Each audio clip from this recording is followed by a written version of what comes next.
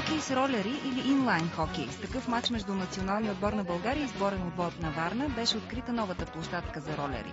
Тя е част от общинския спортно-развлекателен център «Младост». Единствената открита, която е с по-малки размери, е в Барселона. Така че нашата парзалка може да твърдим, че е уникална като размери в Европа. Спортни комплекси с такава настилка има още в Япония, Австралия и Съединените щати.